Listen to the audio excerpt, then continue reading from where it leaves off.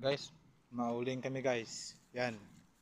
Ang dami na namin kahoy guys. Nakakalat. Oh, ang dami guys. Mayroon pa dun sa kabila guys. Hindi pa na mo yun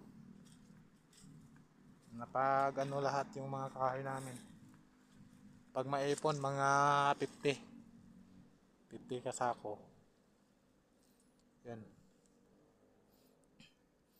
Ulingin namin sa sunod guys pag wala na kaming ginagawa.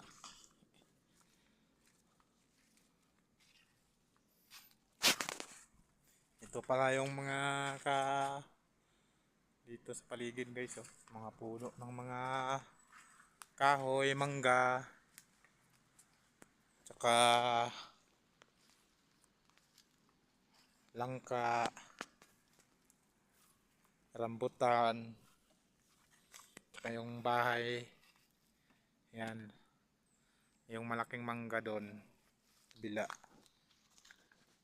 Tsaka ito bahay sa aming ano namin kasama. Ito yung ginahigaan namin dyan sa taas guys.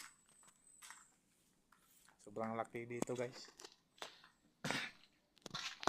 Itong dito kami laging kumakain dito sa aming table. Ayan.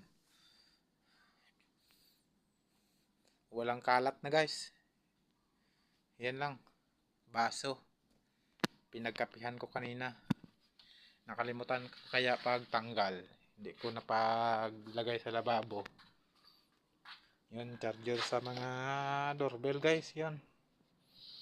Ito, tubig. Ang problema dito guys.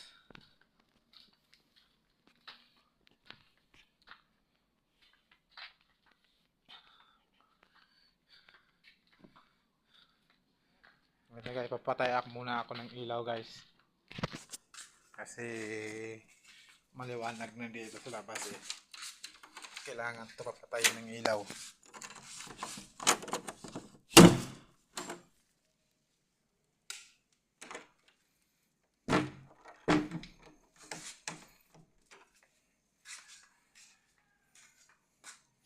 Ang laki-laki itong bahay dito guys. Ayun sa paligid oh. Ang daming kahoy guys. Ito. Kawayan. Kulungan ng manok.